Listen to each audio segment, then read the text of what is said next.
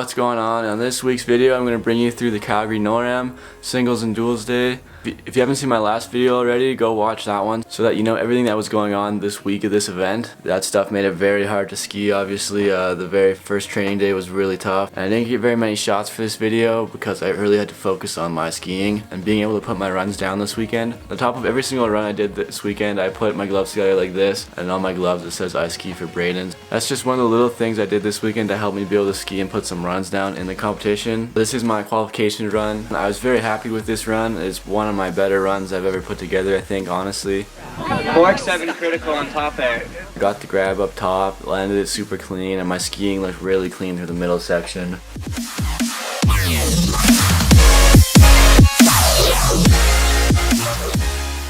I ended it off with a really nice cork 7, kind of wheelied out of it, but sold it pretty well in that bottom air there. Yeah, super happy with this run. I was having a hard time lining up this bottom air all week.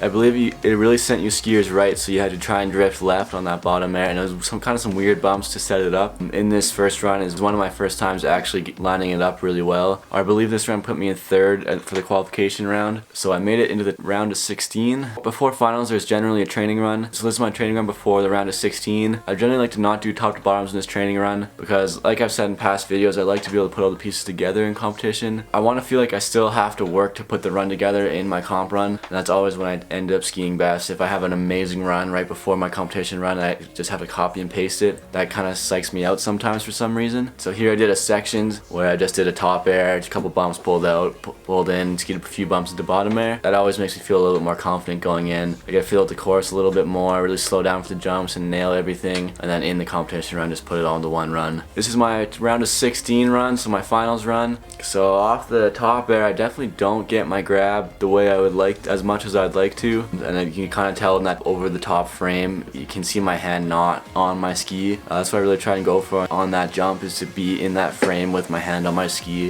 If you go a little bit too early and you let go, it makes it look like you miss it even if you don't, and you actually do get the grab.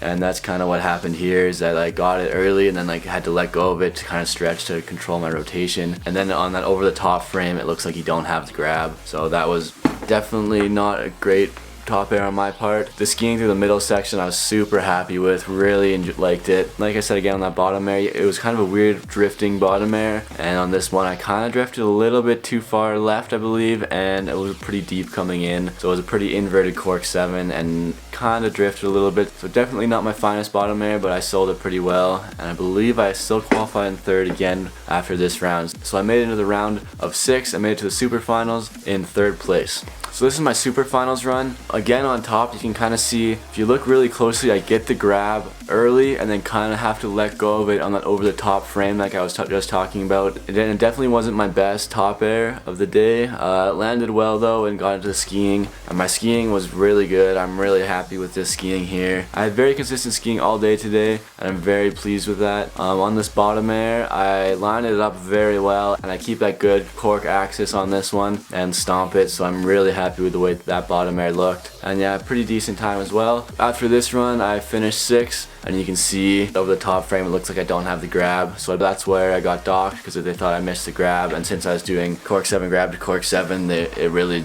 dings you on the points if you miss that top air grab. So I believe that's what happened in this run. Sometimes you get away with some, sometimes you get rewarded for some that you shouldn't. It's kind of give and take. You win some, you lose some. This one didn't end up working out in my favor, but it's also a big part my fault. If I had a better cork 7 up top and I could have showed off that grab in the upside down frame, it would have been an amazing run. The next day here is duels. The course was pretty good again on duels day. There was definitely one line that was better than the other, and it was a 3-lane course, so on each side there was no option on which line you were going to ski. You had to ski skiers right or skiers left. So the skiers right course was significantly better all day.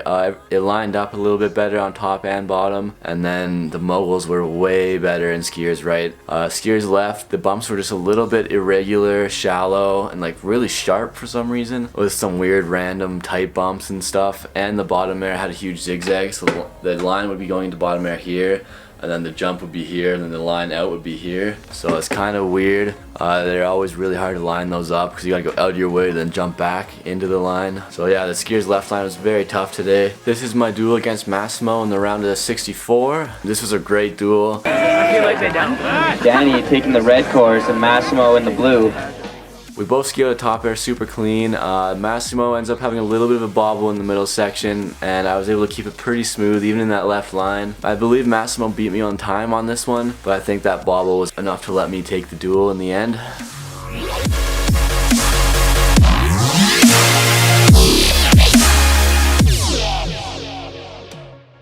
This is my duel in the round of 32.